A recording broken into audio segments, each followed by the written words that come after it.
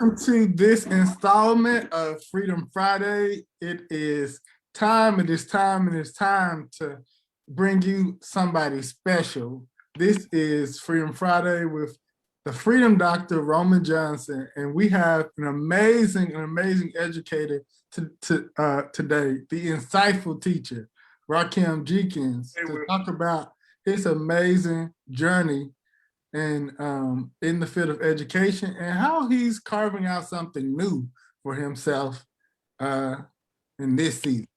So with that, I want to open up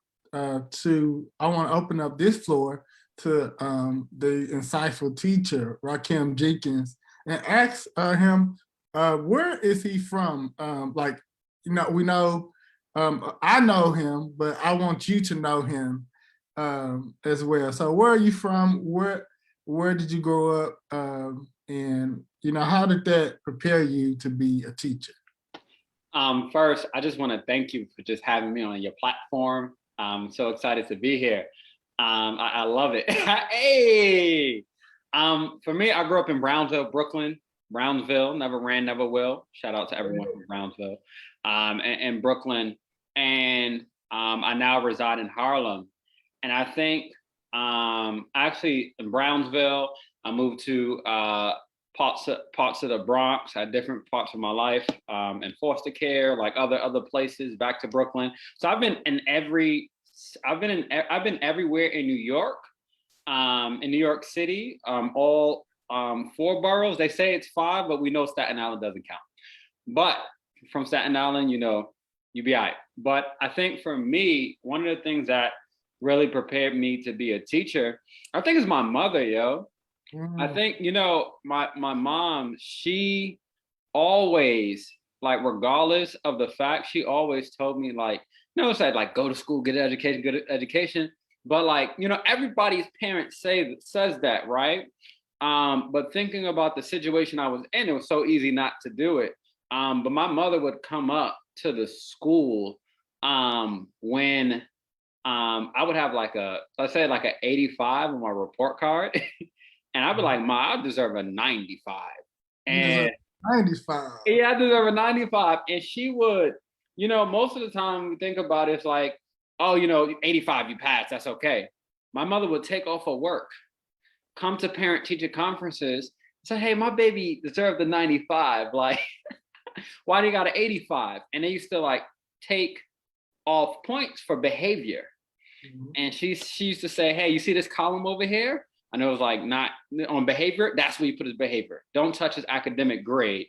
We'll deal with the behavior. So I think just the things that I went through in life, in terms of, I was expelled from the 7th grade. I've been to many schools. I think the number one thing was pretty much, I tell my students, I have like deep love and empathy for our people, right?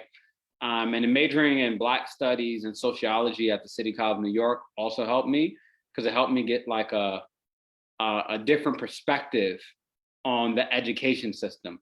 For me, I thought it was like, I thought, hey, I succeeded in the system because of me, right? Mm-hmm. Because of who I was, and just like different things, and people failed because it was personal to them.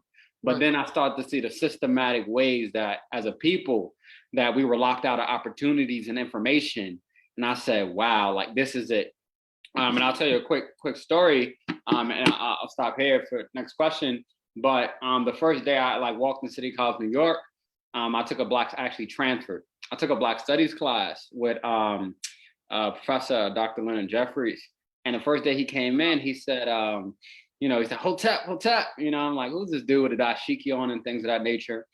And he said, welcome, children of the now. You're born to win, but programmed to fail. You're born to win, but programmed to fail. And just that one sentence always stuck with me, right? Because it's like, as a people, we're born to win, but it's the system that programs us to fail. And I just felt like if I taught history and taught the history of people of African descent, then we would be able to uplift our people and move us forward. So that's why I teach history. I've taught history for the last 7 years, middle school and high school. And it's been a joy. Wow. So Black History was like that animating force for you just to connect with the people and Yeah. like teach us a different narrative about ourselves. Because, you know, in this education system that we have, few of us get Black, like real thorough Black history in our school, Mm-hmm. especially not K through 12. And a lot of people don't even get that in college. Nah. It was amazing that you had that Black history grounding and that you teach history as well. And so I think you hit a little bit on it, but Mm-hmm. why did you decide to teach uh, uh, Black and Brown K through 12 schools, like specifically? Like why those environments? What called you to those? Yeah, I think one of the things important, well, one, right, I think it was divine that I became a teacher. Actually became a teacher by way of Teach for America, right? Like after doing, I did like 5.5 years at the City College of New York, and you know, I didn't really like apply. Like I applied to like jobs and things of that nature, but I couldn't find anything, right? I couldn't find any jobs. Like I would get to jobs, and they'd be like, "Oh, you don't have experience. You have experience." So one day I saw this saying, "Come teach for America," right? And what it did, and I applied, and at that time I was working at Planet Fitness, and I got in, right? And what happens is in that program, they place you into a certain community. So it just happens that I went through Teach for America. You can get placed throughout anywhere in the country. They placed me in New York City, and the only job offer and interview that I got was in Brownsville, Brooklyn. The only like the job interview I got, folks Wow. had like 10 job interviews, only got one interview. So your hometown. Yeah, I was like, I got one interview, and you know what's crazy? A lot of folks, I swore never to come back to Brownsville, Really? Why? bro. I was like, I love Brownsville, but I think like it was. I love Brownsville for like the community we had. It was like an amazing thing, but I knew that one of the things I was always taught that you know you had to leave your neighborhood, leave the neighborhood, leave the hood, go get Mhm. opportunities outside the hood. And once like I left, I'm like, I ain't never going back to that place, right? Because I started to see the ways in which we were disadvantaged, right? We didn't have the advantages in other places I was in. Um, and 7 years later, it just happened that I'm back, and I was like, yo, this is divine. This is divine. So I started to teach middle school in Brownsville. I started to teach middle school in Brownsville, where I'm from. So it's divine. But even though I guess like in my mind I didn't want to go back, my spirit and my heart wanted to go back, right? Because I felt like it was a service to the community. So I teach in Black in brown communities, specifically in Brownsville. I taught in the South Bronx for the last 4 years on purpose, because I feel like I think about my fifth grade teacher. I don't know if he's watching. My fifth grade teacher, Mr. Brinson, who was my first Black male teacher. And you know, he inspired us. He instilled discipline. And my first teaching job was in fifth grade. So one of Really? my best teacher, Mr. Brinson, I'm actually going to send him the link. My best teacher, Mr. Brinson, in Brownsville, was my first role model of a Black man, right? And I had other Black men on the way, like in college and things of that nature. It was my first role model. And I probably got like suspended all through fourth grade, all through fourth grade. But once I got to fifth grade in Mr. Brinson's class, he was just like discipline, accountability, and love. And that's what he preached to us. So I'm coming back to Brownsville. It's my fifth year. It's my first year teaching, fifth grade. I'm the only Black male teacher in the school. So it was just divine, man. It was really divine. Wow. Okay. So take me from Brownsville to the South Bronx. As far as like the environment, I follow your journey. And so I'm Mhm. asking this question is I follow your journey, and I know that as a Black teacher, definitely as a Black male teacher, you see different things than white teachers in this system. Tell us a bit about how the system sometimes serves or disserves our students with the ideology it teaches our students. Like talk about any obstacles or racism, you know, the experience you've had with racism in the system, and how you have navigated that, and also in the midst of that still serve your students. Yeah, I feel like I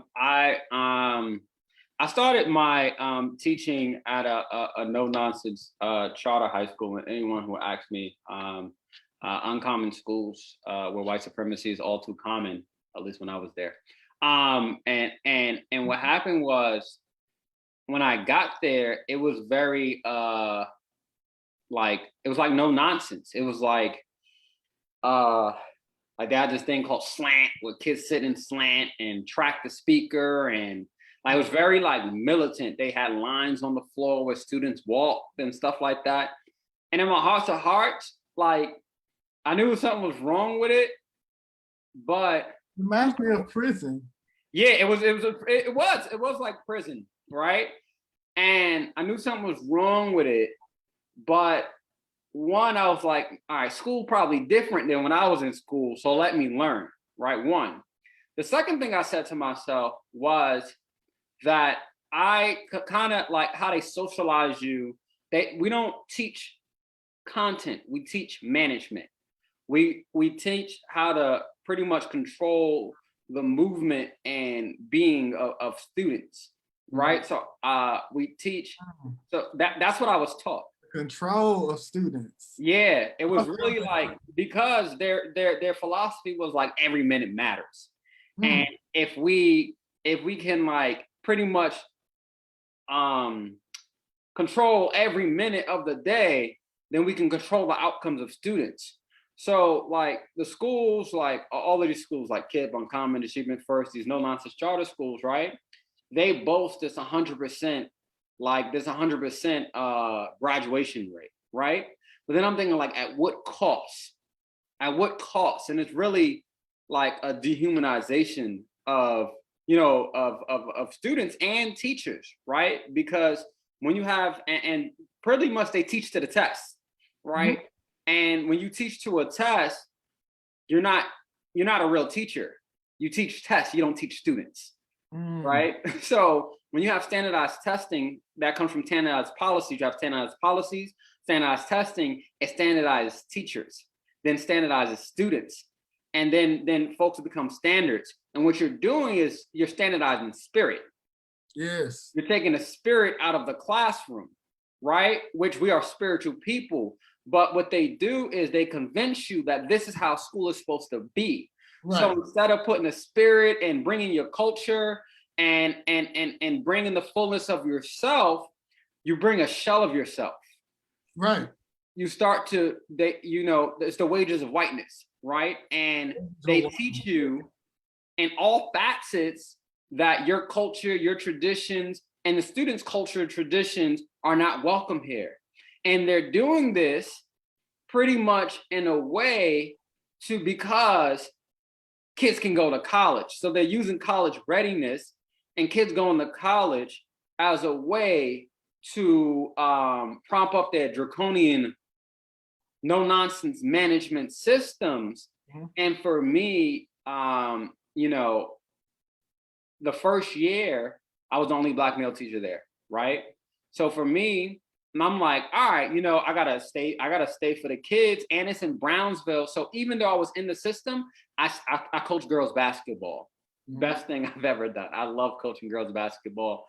I found joy. We had words of inspiration. I found moments of joy in the class. I would sit with kids at lunch. I would take kids who was always in detention. Like, yo, if you have one good day, one good day, we can go get pizza, right? Just one, not like 5 good, like you have to be good for 2 weeks. It's like one good day. And I used to take them to the movies, like, and I found my own humanity in a dehumanizing system. Second year, like I was assistant dean. No, I was second year, I was the grade level lead, right? I started doing diversity, equity, inclusion. I was still coaching girls basketball. I was doing everything I can because I was like, if I'm a part of this system, I'm gonna go hard. I'm gonna just do what I can. And then I'm like, it still wasn't working. It's still, nothing was changing. Third year I was there, I'm like, all right, cool. I'm gonna be this assistant dean. And what I really wanted to do was stop students from going, not to the, I was wanted to be the barrier between the dean's office and between the classroom. So if I could literally stop students from going to the dean's office, that will stop students from getting suspended. In my third year of teaching, I probably sent a kid out of a classroom like maybe about 2 times. And it was like, cause they like, you know, did something like, it was just like, hey, come go to the dean's office for 10 minutes, chill out, come back. It wasn't like, get out my classroom, stay back and all that other stuff. So for me, I found my spirit and the joy in teaching. But my first 2.5 years, I call it was like teaching to oppress or teaching to manage, right? And in my third year, I started to move in what I call, I have like 4 teaching to collaborate. What would this mean to co-create a space for children, and then teaching to liberate? So for my third year, I started to just on my own, not reading or anything, try to create fugitive spaces inside the classroom, right? How do we find joy? And my students really pushed me on that. They really called me out. They said, yo, you're like a robot once testing come around. We don't like this, Mr. Jenkins. Right. And that's because of yeah, that standardized push from the administrators. You feel like you had to meet a certain standard with the students. It's really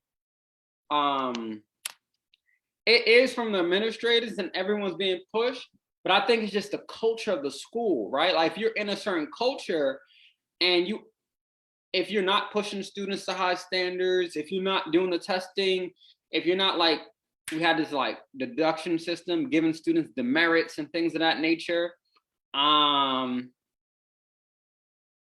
like you seem like the outcast. You know what I mean? Like you're not doing what you need to do. So it was like the culture, the system pressure, the administrative pressure, but it was also pressure on myself being the only Black male there. And I'm like, yo, if I don't do well, because right now I'm a token, they ain't gonna let nobody else in here. So how do I do what I need to do so I can get more Black men here and more Black people in here in general? Because like 70% of the staff when I got there was mostly like white women. And then it's like that's how it was. And it was just problematic to me. Is this in South Bronx? This is in Brownsville. Brownsville, okay. So I left Brownsville, particularly middle school, but specifically because I felt like it was a better way to teach. Like the no nonsense management system that they were doing, I felt like it was outdated. So when I was at the City College of New York, I had a Colin Powell Fellowship for college access and success. And this innovative school with the Young Men's Initiative came and selected some students to be a part of this think tank, right? And I did like a think tank with the school, with the Young Men's Initiative. They wanted to figure out how to get more Black and brown boys to and through college, right? And so I did the think tank, and we were there for like weeks, and I was just like giving them like, we were like, what would a school look like? What did you need? We would talk about like restorative justice before it was a thing, right? How do you tap into students' social emotional skills? How do you build community? What would it look like for students to have an African rites of passage? Like in school, like all of that, like that's what I was doing. And I was like a senior in college, maybe a super senior, maybe this is my 5th year, but senior nonetheless. And And then 4 years later, I bump into one of the directors at like a summit, TFA summit in DC. And it's like, they're like, Rakim? I was like, yeah. And they was like, hey, those schools we worked upon, we built them. We built those schools. I'm like, really? And that's how I ended up in South Bronx.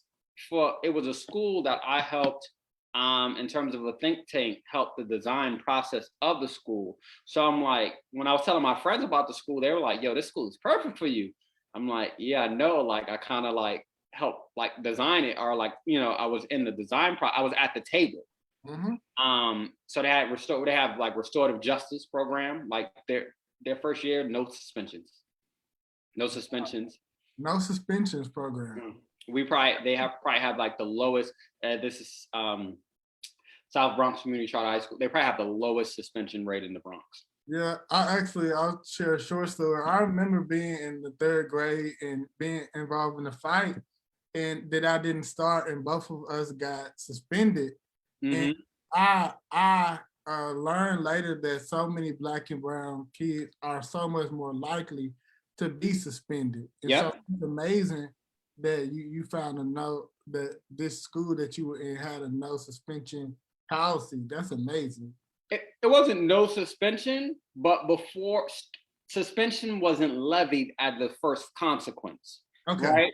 It would be, first we'll talk to the students, see how we can like do a restorative justice type of circle. Like we did like restorative justice practices. Like when you're no nonsense schools, like dean's office suspension, right? For little as like putting your head down, not doing your work. Like it was wild.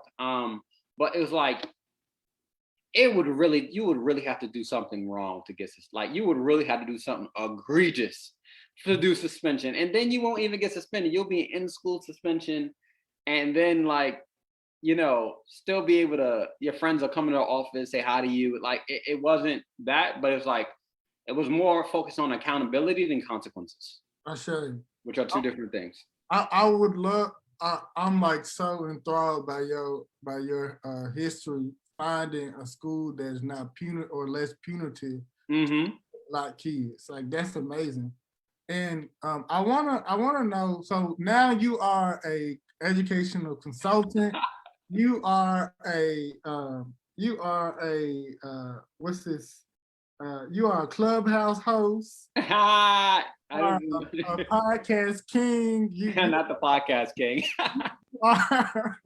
You are now the insightful teacher, and that is your platform. Yeah. On Instagram, everybody. He's on Facebook. I mean, yeah, he'll be on Facebook soon. I'm the insightful teacher. He's already on YouTube. That's where you can find him at. But I want to know, what does your future look like? And are you still? Does your future include the classroom? Right. That's a good question. That's why I want to pivot. So, just for the audience, this pandemic is the pandemic was one of the best and worst things that hit education, right? And this is why I say that. It was the best thing because, and not, let me get, not in terms of like, yes, there were lives lost, right? And it was erratic, it kind of, it was in terms of, like, that's not what I'm talking about in terms of like life lost, in terms of that nature. But for education, what it did was we had to pause the system, and we really had to look at, like, it started to expose things that was at the heartbeat of education, like it's like the rotten fruit that was there, that we knew that was there the whole time. Kids didn't have laptops to do work, right? There were different opportunities, there were different things going on. And I felt like the pandemic was the best thing that happened to education, because it uncovered like what was really happening. Because when kids are in a school building and they're in their silos, you can kind of hide the insidious things that are happening to them, like the opportunities they're not getting, the things that are happening. But when everyone's going through the same thing at the same time, And there's still a set of population, particularly Black and brown populations, suffering at higher rates in terms of the pandemic. Right. That separate but equal Brown versus Board of Education, even though we knew it was like BS in the first place, it really shows it. But I felt like the pandemic was an amazing time to actually reimagine education. Yes. Right? Think about it. The students were now in their homes. What would it have looked like? And still, we do have opportunity. What would it have looked like to create a comprehensive education program around the students in the class and their homes? So now we really could speak to the whole child. Yes. And we can get the family services that they need. And now and the students had home court advantage. So usually what we do is try to strip the culture, traditions, and we try to take them out of the home. Say, hey, your parents are backwards. They don't know what they're doing, right? And try to socialize them into this American white standard of being. But now we actually had to go inside of the homes. And I felt like it was an amazing part for that. We could have canceled like all standardized testing, right? We knew it was BS. Like, it created so much opportunities, huh? Did that happen? I'm wondering, did they So standardize? high school, the regents were canceled. I think in some elementary, some assessments were canceled. Some folks had students, I think they canceled like on wide, like standardized testing the first year of the pandemic, or the students had to take the test, but it didn't count towards their final grade. You couldn't fail any students. And now they're forcing students to get back in school, which is different because during testing time, but like in places like Atlanta, like the test will count for 0.01 of the child's grade. Really? Yeah, so like, what is that really about, right? But pretty much we had a time to reimagine education, but what we did was we tried to bring the education that was not working and put it in the virtual realm. And it was, for lack of a better words, a shit show. A shit show, yeah. And it was demoralizing, right? And oppressive. Because you take a system that's already not working in a school building, and then you pretty much are putting these demoralizing standards on students in their own homes, on families, on teachers, right? And I felt like, and my school and the school I was at was very innovative. It was innovative, it was forward thinking, it was like in terms of moving forward. And I feel like even this school that I was in, they didn't do a good job in respond to the pandemic. So I can imagine, all my friends said they were catching hell in schools. So I left the classroom for that point where, in terms of, I felt like the COVID rate in New York City hit 10%. It closed, I think 10%, right? We closed at 3%. De Blasio was like, once it closed at 3%, the thing is closed. It then went up to like 7 to 10%. And then it wasn't coming back down to 3. So pretty much white parents pretty much and policy, they started pressuring de Blasio. And I felt like they pressured him to the point where he actually, he was like, okay, 3%, okay, it doesn't matter. Throw him back into school. And then like still it was at like 5%, and we were going back into school and things of that nature. Then it shut back down. So I feel like the way we handled the pandemic as a country, a state, a city, even in my school, was unreasonable. And we were not listening to teachers. Teachers couldn't decide whether they want to go in school or not. It was like, get in the building, die if you have to. Right? We couldn't, like, we had no decision-making power. And, you know, my thing was, I was not gonna put up with it. So at every turn, I'm like fighting my school about things. When they try to put us back in the building, even though the COVID rates was like skyrocket, I took sick days.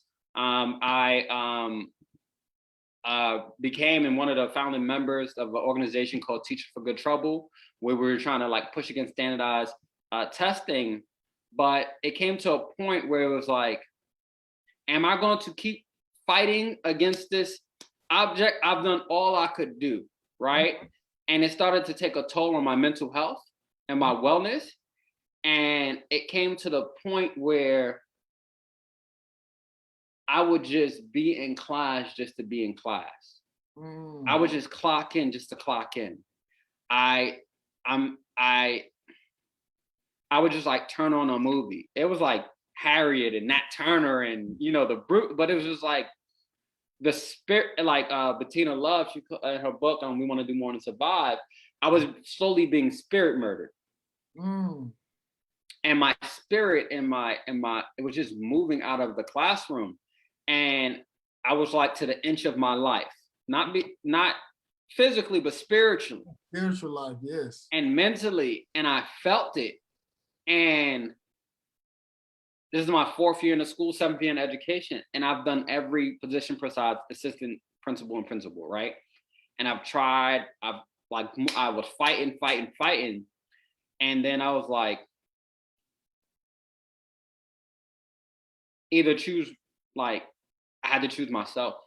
I had to choose myself. And I didn't know how much I was oppressed until I left the school. And I've worked for 7 years straight. I've never taken a summer off. I've never taken a summer off. Wow. I've and my first 3 years of teaching, I didn't take one day off. I had to catch the flu to take a day off. Right. And now I wish I had better mentorship. I was only Black male. I didn't have better mentorship. Someone who was a teacher. I had great mentors, of course, but like someone who was a teacher inside of the school building in this context, I was always the first Black male, seniority, right? And I had to choose myself over continually being spirit murdered. So yeah. So Ashe, so take us to freedom. Take us to what you're doing now outside of that oppressive and spirit murdering system. So, right now you have your own platform as the Insightful Teacher. So I'm really interested in that. Like, how has that been, like the virtual classroom for you to set up to teach the whole student, right? And what are you doing now, and what's the future of that space for you? I can't hear you. You're on mute. My thing hit mute. I think one Insightful Teacher, right? The space I have on Instagram really came in a space of rebellion. Rebellion, yes. And what happened was once George Floyd was assassinated on national television, what happened was a lot of schools started to commit to anti-racism, right? And being anti-racist. Yes. Right? And the one thing that I found out was they started making commitments and things of that nature. But they wanted me to, they asked me to do an anti-racist professional development, right? And I told them, okay, I'll do it. But I was like, I'm not going to call it anti-racist.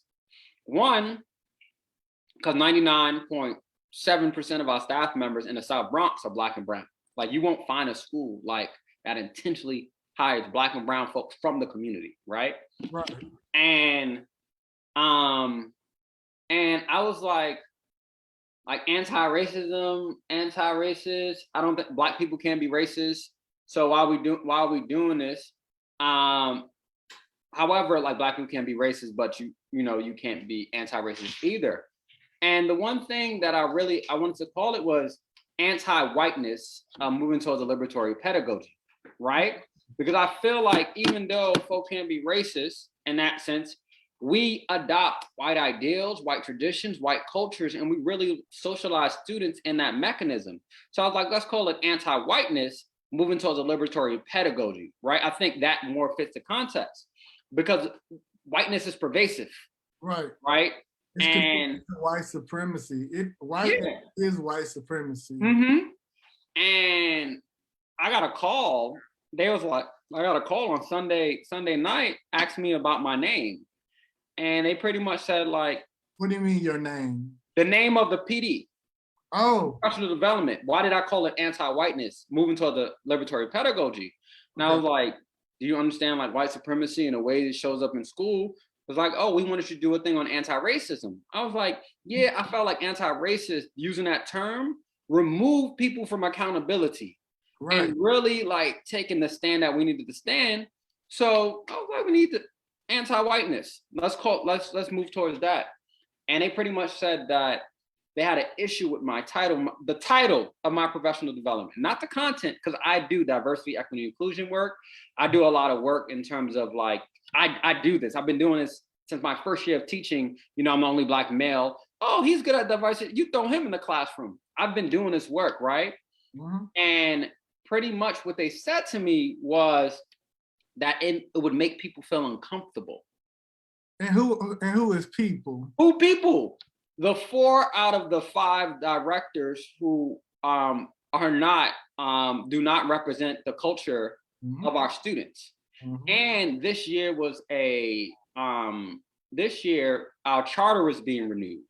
So you know the state was going to have that eye on everything. So literally they instead of moving towards they were so that's about the politics. Yeah, it was so caught up with my title. My title, not the content, the title. And they gave me two options. They said either you change your title or put an asterisk next to it and write a description of what folks are gonna see. And I said, yo, there's 30 other professional developments. Why are you not asking them to change their title? Why are you not asking them for a description, right? And pretty much what they said was like, no one knows what anti-whiteness is. No one knows what this is. And I was like, the W. Du Bois has been talking about the pervasiveness of whiteness since Darkwater, since the souls of Black folks. Just because you don't know who it is, just because teacher training programs didn't prepare you in the nature of Black studies and sociology. Anything. Yeah, just because you don't have the research, right? Because what happens is white folks that they put grit and stuff the BS that they put in teacher training programs, right? White folks get pushed to the forefront, and then our ancestors and our people get put footnotes. Right. So pretty much our history becomes a footnote, right, to the white establishment. So because they didn't have the research, they pretty much they didn't have the education. They didn't have the knowledge. So they felt like my knowledge was not acceptable. So pretty much they told me to do that. And they said if I didn't do it, they were going to literally cancel my PD, take it off the thing. And I told them, they said, you leave us no choice. I told them I was in budgeting. And what happened is the next day I woke up, my whole thing went off of my name they erased my name. They put it back to anti-racism. And I was taken off the PD schedule because of the name, because they were uncomfortable. And see, what happens is in schools, we center white comfort over Black liberation. Yes, we promote white comfort over Black liberation. That is so true. So I decided to take these things in my own hand, and I just went live one day to talk about the BS that was happening in my school and how it was being censored. Yes. And it was like 9 people on the live, Wow. 9 people, 12 people. Baba Doomy was up, Umi was up, and they were on there. And it was like 12 in the morning. And I woke up and it was like 700 views, 50 shares, and people. And then teachers started reaching out to me. It was like, the same things are happening in my school in different ways. And I'm like, wow, I didn't even know there was as much educators on Instagram. And the next day I decided to do my professional development and talk about the topic on IG Live. And, you know, it had like 50 people in there. And this is my second live. And it Wow. just went, Amazing. it just went and took off, man. And that showed me the need. See, in education, we're very on teacher practices, but we're missing the pedagogy of the academy. In the academy, they're writing, but they're not including the lives and the livelihood of the teachers and practitioners in the classroom. Yes. So for me, since, you know, I had the knowledge of the academy and I read and Mellon Mays Fellow and all that good stuff, right? I had the knowledge of it and I have the practitioner. So my Insightful Teacher Tuesday was pretty much bringing that thing together. It's like, what do we have for each other to really do that work? And teachers all across Instagram and really everywhere, they've taken to it. And every Tuesday they look for me to come on there. And it's been a great, the best decision. What does it mean to take control of your own destiny? That was my first time, like that was my first step. Before I was free in terms of like leaving my job because I was being oppressed. What does it mean to create your own table, right? What does it mean to create your own platform where the academy or the politics, like we can create our own stuff. And the virtual space, this thing can be being watched in South Africa right now. It could be being watched all over the world. Like the internet is really allowing us to really take this thing far. So I saw it as your impact, like you said. I was no longer confined to the school building. Yes. So for me, this is how the virtual learning space like really like changed for me. My knowledge was being commodified into a school building, and it was trying to be waged against Black and brown kids. And not only was I trying to like get students up to par and get them opportunities, information, right? And working with them and trying to build fugitive spaces, doing project-based learning, doing all these good stuff. I was also fighting against administration, also fighting against white supremacy and things of that nature. And I just decided, you know what? I'm going to take my hand from this whole thing and start building my own. My students be coming on the live. Wow. It was a phenomenal space. So that's how that started. But it was really thinking about how do we create our own spaces and really determine like self-determination. And that self-determination led to self-actualization. And my student actually coined me the Insightful Teacher, by the way. Wow. Okay. My student gave me that name. Shout out to Faye. She gave me the name. So in this last 10 minutes, I want to ask two big questions, right? So one thing that the Freedom Doctor platform is about, whether that is Freedom Friday or Medicine Mondays, is about the shift that we can make in our communities to spur healing in terms of where we are in society. So for you, your shift happened when you realized this oppressive system could never serve you, nor truly the kids that you serve, right? Yep. How is the new space that you're in serving and healing our children and the healing those teachers, healing the system itself? So I think one, it was really being at the point where I can like control my own destiny, right? And thinking about what would that look like? And I think in the virtual space and with this year, it's really looking at what are the possibilities for Black people, right? Like what are the possibilities for us to really move forward? Like there's unlimited possibilities, but most of us are presented with such small avenues, right?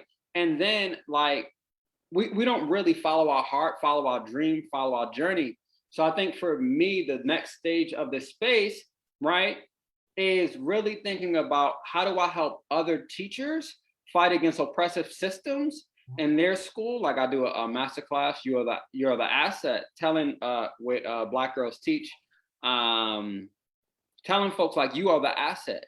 and teaching teachers, like, no, the you don't work for your supervisor, you don't work for your principal, you work with them. So like mindset shifts, right?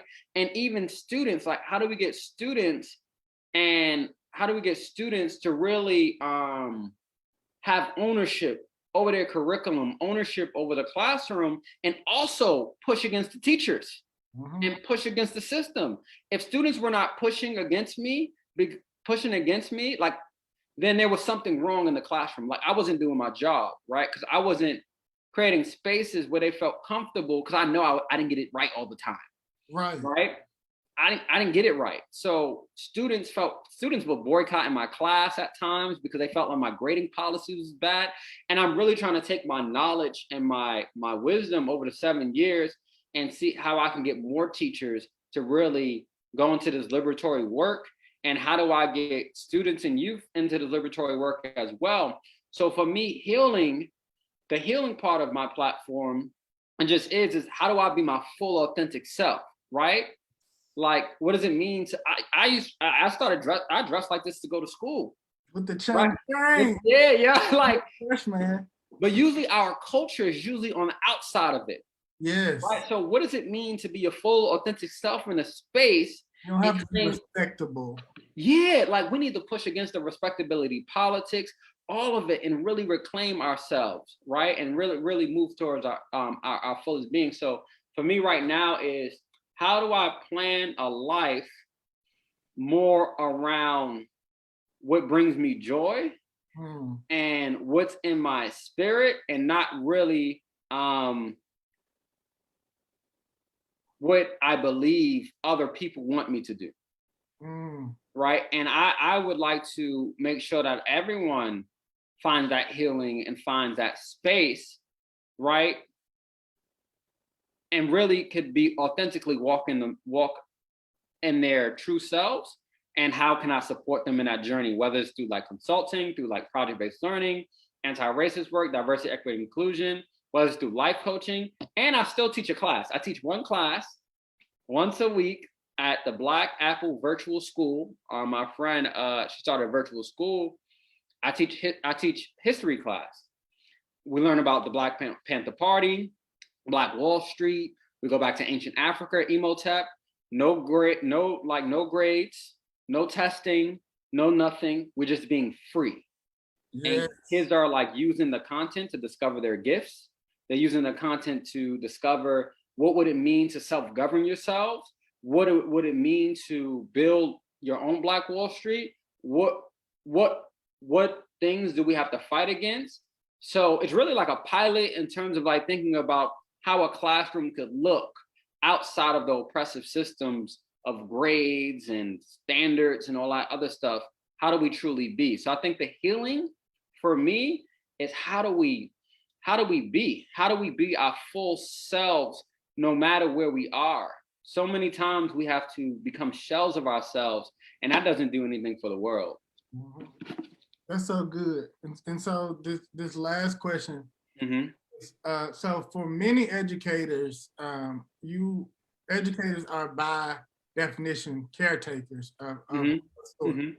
And how are you bringing self-pleasure and self-care to your life? I know you're a reader. Yeah, yeah. that brings you pleasure. But what is your self-pleasure? What does self-pleasure look like for you? You know, I think finding like on this side of it, right? I love reading. I love watching movies, right? I actually, in these 2 weeks that I haven't been at a job, I've hung out. I've seen my family members more in these 2 weeks than I've done in the last 3 years.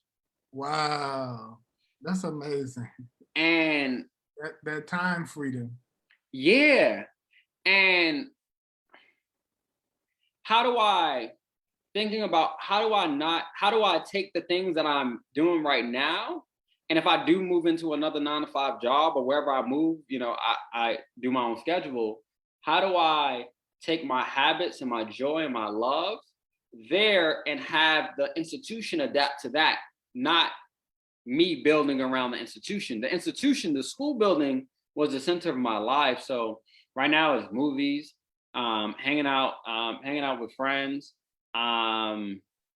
family, Netflix. But I'm going to the gym now. I've been in the gym more than like I like in these last 2 weeks than the last year and a half. And it feels good. And of course, because COVID restrictions are coming up, but it's really me thinking about what do I need for my body and my soul. And yeah, and doing this work. Book clubs are another thing that I do, which is like fun. Instagram lives is like just building with communities. Yeah. I show you that, like, that is so amazing. And thank you so much for coming on Freedom Friday. And to my audience, this was the insightful teacher, Rakim Jenkins, who has an amazing platform on Instagram as the insightful teacher. I say. On Instagram is that. You can also find him on YouTube as the insightful teacher. And where else may they find you, Michael? Yeah, I think Instagram and YouTube, I do conversations with different educators every Tuesday, Insightful Teacher Tuesday. This week we're having what time do you all 9:30. 9:30 on Tuesday. Well, 9:00 on Tuesday. Sorry, 9:00 on Tuesday, every Tuesday, Insightful Teacher Tuesday. And then I do a Sunday sermon. Huh? I said yes. And on Sundays, it's called what? The Sunday sermon. I show. And pretty much this is a place where you can just like invigorate your spirit and your soul, and thinking about, I'll give you a good word to motivate you, inspire you to, you know, just live your dreams. That's what I want for everybody, man. Like like freedom happens on different levels. And I just want everyone to be free spiritually, mentally, physically, but like mostly free to dream and free to live. Man, that's so good. This is so powerful, brother. Thank you so much. Like, you are amazing. Thank you. So, Greg, the pleasure is all mine. I just want to say thank you. I'm looking to see how this platform blows up. Since I've met you, you've nothing been but a genuine brother. And, you know, it's like been over a decade, and I love how you're showing up in the world and giving folks the medicine of healing what we need, right? This is going to not just transform individuals, but we know that one seed can bear many fruits. And I'm just looking for the ways in which you, you know, they said like 7 years, if you start your healing journey, it heals 7 generations behind you and 7 generations ahead of you. And that's what you're doing with this platform. And I appreciate you, great one. I sure. This has been amazing. We're gonna wrap this up because I know you have festivities to get to. So thank you so much, brother. We're gonna go off live. To everyone who's watching, thank you so much for coming to yet again another Freedom Friday, and we'll see you Monday for Medicine Monday. And so this is the Freedom Dr. Roman Johnson signing off and saying, I love you. Let's get free, y'all. Peace.